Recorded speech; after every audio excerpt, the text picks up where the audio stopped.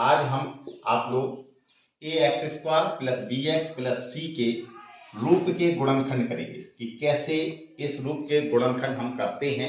आज इस सवालों को सीखेंगे। जैसे मान लीजिए कि सपोनेट मैंने एक छोटा सा प्रश्न लिया, मैंने लिखा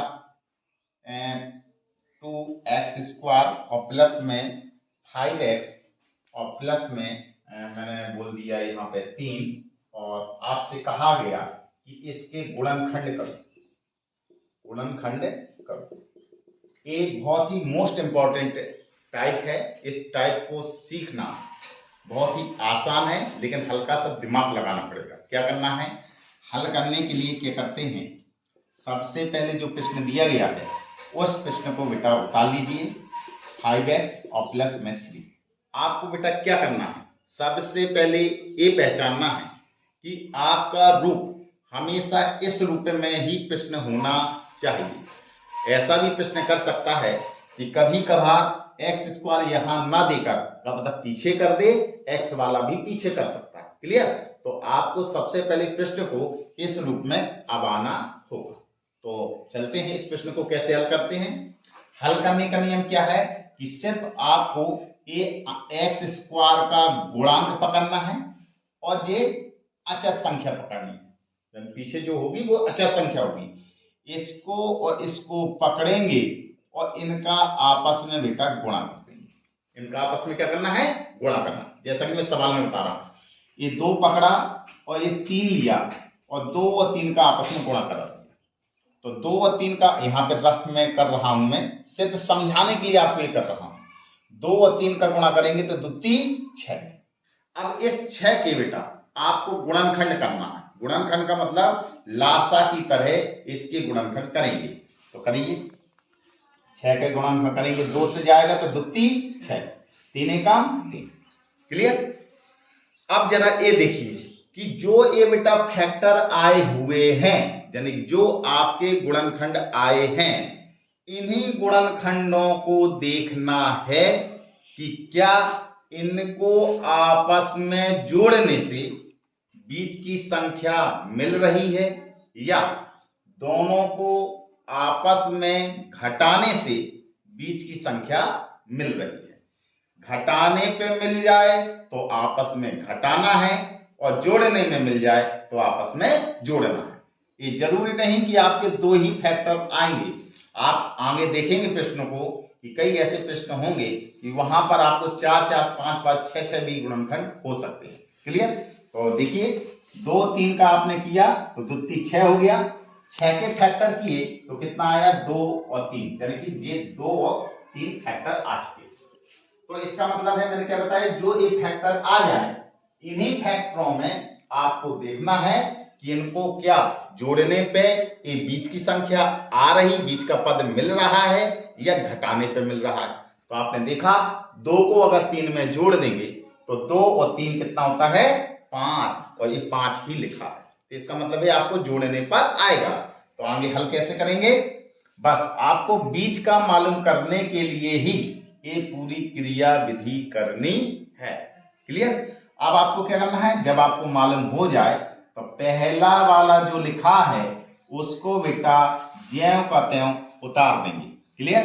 एक प्लस का चिन्ह लगा है तो ये प्लस का चिन्ह लगा देंगे और कोष्टक का चिन्ह लगाएंगे। अब इसको भूल जाइए बीच में क्या लिखा है, ये आप पकड़िए जो आपके गुणनखंड आए हुए हैं। कितना आया, 2 और 3। तो 2 और किस बिरादरी का है, x का है, तो यहाँ पे x लिखेंगे और जोड़ने पर आ रहा है इसलिए जोड़ का निशान लगाएंगे और यहाँ पर 3x लिखेंगे। क्लियर? अब एक लास्ट वाला जितना लिखा है उसको ज्यों का त्यों लिख देंगे। ठीक है? अब क्या करना है, 2x² प्लस, अब इस कोष्टक को तोड़ देंगे। तो प्लस का जब चिन्ह लगा होता है तो कोष्टक को तोड़ने में कोई परेशानी नहीं है, वो आप ज्यों का त्यों लिख सकते हैं। तो ये कितना होगा आपका, 2x और प्लस में 3x। भाई अब यहां पर अगर माइनस का चिन्ह होता तो इसका मतलब है कि माइनस का इस कोष्टक के अंदर पूरे में गुणा कराना पड़ेगा। क्लियर? तो ये कितना होगा आपका, प्लस का 3। अब बेटा आपको क्या करना है, 2 2 के जोड़े ले लीजिए। दो दो के जोड़े लिए, दोनों में जरा बताइए कि कितना कॉमन दिखाई दे रहा है। तो कॉमन का मतलब मैं आपको पहले ही बता चुका हूं, दोनों में देखिए कि कौन है जो एक जैसा है। यहाँ 2 है, यहाँ 2 है तो 2 हो गया, यहाँ x है, यहाँ x है तो x कॉमन हो गया। इस कॉमन का मतलब होता है भाग देना, तो 2 का भाग 2 में देंगे, कैंसिल हो गया, x से एक x बचेगा, है प्लस का चिन्ह, 2x से 2x कट गया, कितना बचेगा 1। अब यहां जरा देखो इस कोष्टक के अंदर x के आगे क्या लिखा है, कुछ भी नहीं लिखा है। x के आगे क्या लिखा है, तो x के आगे कितना लिखा है, प्लस के 3, तो आप प्लस के 3 ही कॉमन लेंगे। क्लियर, 3 का भाग 3 में देंगे, कैंसिल हो गया, कितना बचेगा x बचेगा। प्लस का भाग प्लस में देंगे तो प्लस का चिन्ह आएगा, 3 का भाग 3 में देंगे तो कितना आएगा 1। हमेशा जब भी प्रश्न लगाएंगे एक खंड और एक खंड, ए फैक्टर और ए फैक्टर एक जैसा ही आना चाहिए। अगर एक जैसा नहीं आता है तो आपने प्रश्न को गलत कर दिया है। तो आप क्या करेंगे, अब दोनों में देखिए कि कौन सा है जो एक जैसा कॉमन दिखाई दे रहा है, तो x प्लस 1 और x प्लस 1, तो जो कॉमन दिखाई दे रहा है उसको कॉमन ले लीजिए।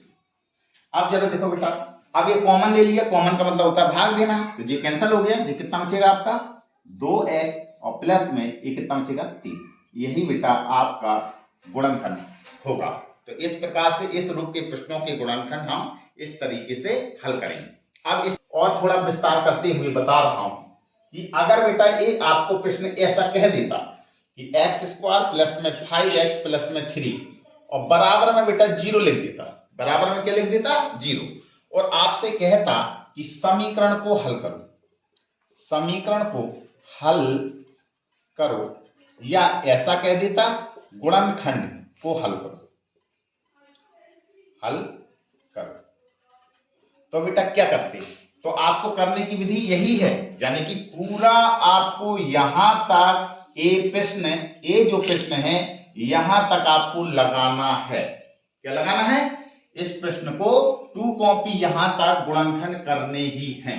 क्लियर, तो आप क्या करेंगे कि सबसे पहले एक मैं उतार ले रहा हूं पूरे कि गुणनखंड कितना आया x प्लस 1 और ये आया 2x प्लस के 3 और बराबर में बेटा कितना लिखा है 0। अब आपको बेटा क्या करना है, जो बराबर यहां लगे हैं इन बराबरों को यहां नहीं लगाना है, यहां पर बराबर में ए लिखते आएंगे, 0 बराबर में 0 बराबर में 0 बराबर में 0 बराबर में 0। क्लियर, तो अब आपको हल कैसे करना है, ये जो पहला फैक्टर है पहले फैक्टर को इस 0 के बराबर कर देंगे, तो जी कितना होगा x प्लस 1 और बराबर में 0, तो x बराबर कितना होगा, इसको इस तरफ पक्षांतर किया, कितना है माइनस का 1। अब यही कितना होगा 2x प्लस के 3 और बराबर में 0, तो 2x बराबर इस 3 को इस तरफ पक्षांतर करेंगे माइनस का 3, तो x बराबर कितना हो गया माइनस के 3 और बटे में 2, तो x बराबर कितने मान निकले, एक आपका लिखना माइनस का 1, एक आपका मान निकला माइनस के 3 बटे 2। बस यही आपके समीकरण के हल है। तो अगर बेटा आपसे ये भी कह देता कि समीकरण के मूल ज्ञात कीजिए, समीकरण के मूल क्या कह देता, समीकरण के मूल ज्ञात करो, मूल ज्ञात करो, तो मूल का मतलब यही है जो x के बेटा ये मान आए हुए हैं यही समीकरण के मूल हैं, यही समीकरण के क्या है मूल हैं। अब बेटा एक खास बात और है कि अगर यहां पर बेटा घात में 2 है तो मूल 2 निकल कर आएंगे, अगर घात में 3 है तो मूल 3 निकल कर आएंगे, अगर घात में 1 है तो मूल 1 ही निकल कर आएगा। क्लियर, लेकिन ये आपने देखा कि ax square plus bx plus c इस रूप का हो तो गुणनखंड हम बेटा ऐसे करते हैं, और अगर आपसे कहा जाए यही रूप बेटा होता प्रश्न, इसी रूप का प्रश्न होता और बराबर में 0 लिख के देता और कह देता कि समीकरण को हल करो या गुणनखंड को हल करो या समीकरण के मूल ज्ञात करो, तो बेटा आपको क्या करना है, इस जो प्रश्न दिया गया है इसके सबसे पहले आप गुणनखंड करेंगे। कैसे गुणनखंड करेंगे, जैसे आपने इसके गुणनखंड किए हुए हैं। गुणनखंड करने के बाद बराबर में तो 0 लिखा ही है, अब क्या करना है, पहले फैक्टर को 0 के बराबर करेंगे और x का मान निकालेंगे। इसी प्रकार से दूसरे फैक्टर को 0 के बराबर करेंगे और x का मान निकालेंगे। तो इस प्रकार से आज आपने ax square plus bx plus c के रूप का प्रश्न हो तो उसके गुणनखंड कैसे करते हैं और समीकरण को कैसे हल किया जाता है ये आपने देखा इस टॉपिक में। हाँ, जैसा कि मैंने प्रश्न थोड़ा गलत उतार दिया था, यहाँ पे क्या लिखा है, दो लिखा हुआ है और बाकी आपका सही है। ठीक है, थैंक यू। एक बार मैंने एग्जाम्पल लिया, ये मैंने प्रश्न लिया 2x स्क्वायर माइनस में 5x और माइनस में 12 दिया गया है और आपसे कहा गया कि बराबर में मैंने 0 लिख दिया और कहा गया कि समीकरण को हल करो, समीकरण को हल करो। तो आप जानते हैं समीकरण को हल करने का मतलब है कि इसके आपको गुणनखंड भी करना है, फिर आपको आगे हल करना है। तो कैसे करते हैं देखिए, हल करते हैं। सबसे पहले सवाल को उतार लीजिए आप, ए होगा और बराबर में 0। क्या करते हैं, बाहर का गुणा करते हैं। तो ये x स्क्वायर का गुणांक होता है और ये होता है अचर पद। तो 2 का गुणा 12 में करेंगे, कितना हो गया, 12 दूना 24। अब 24 के खंड कर लीजिए, 2 का करेंगे कितना आया, 12 आया, 2 से करेंगे 6 आया, 2 से करेंगे 3 आया और 3 से करेंगे तो 1 आया। अब देखिए, आप देख रहे होंगे कि यहाँ पे खंड कितने आ गए, 4 आ गए। अब इन्हीं चारों में से आपका जरूरी नहीं कि ये आपके ये अलग अलग हो जाए, 2 अलग हो सकते हैं। आए समझ में, 2 भी आप ले सकते हैं साथ में। ऐसा भी हो सकता है कब तक ये ऊपर का अलग हो गया और नीचे के तीनों हो जाएंगे। ऐसा भी हो सकता है कि ऊपर के 3 हो जाएंगे और नीचे का। कुल मिला के 2 पार्टियां आपको बनानी है, लेकिन ऐसी बनानी है कि आप जोड़ोगे या घटाओगे तो ये बीच के आ जाना चाहिए। तो अगर हम 2 का गुणा 2 में करते हैं तो 2 दूना 4 और 4 का गुणा 2 में करते हैं तो 4 दूनी 8, यानी ये बन गया 8 और ये कितना बन गया, 3।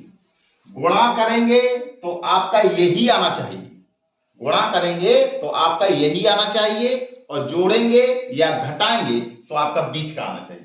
तो आप देख रहे होंगे कि 8 में अगर 3 जोड़ेंगे तो 11 हो जाएगा और 8 में अगर 3 घटाएंगे तो 5 हो जाएगा। इसका मतलब हमारा काम बनना चालू हो गया। ठीक है, तो यहाँ पे क्या करेंगे, 2x स्क्वायर जब काम बन जाए आपको पहला वाला और अंत वाला ज्यों बताया उतार देना।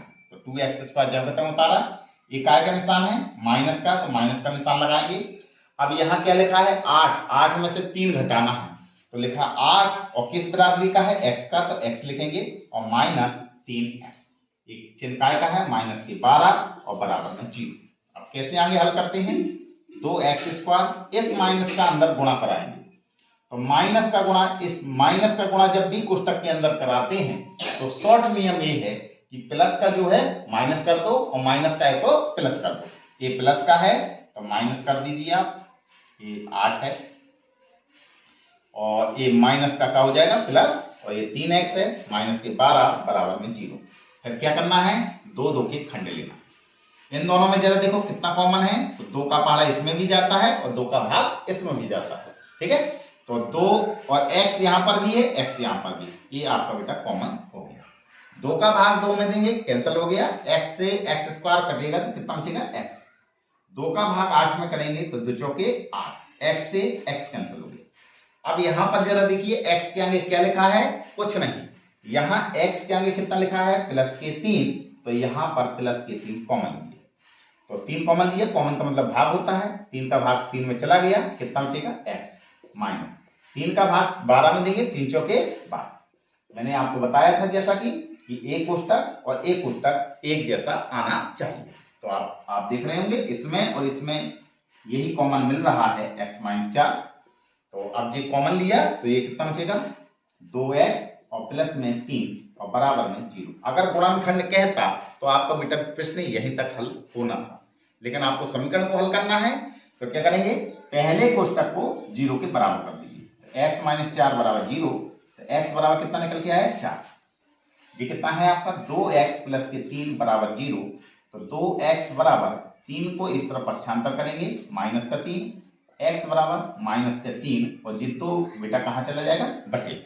तो आपका यहाँ पे लिख दीजिए अतः हल। तो हल कितने निकल के आए हैं, यानी x बराबर कौन कौन से मान निकल के आए, 1 प्लस का 4 निकल के आया और एक आपका माइनस के 3/2 आया, 3/2। तो इस प्रकार से ax² + bx + c के रूप के प्रश्नों को हल करते हैं। यदि मेरा वीडियो ये पसंद आया तो इसको लाइक कीजिए, शेयर कीजिए और सब्सक्राइब कीजिए। Thank you.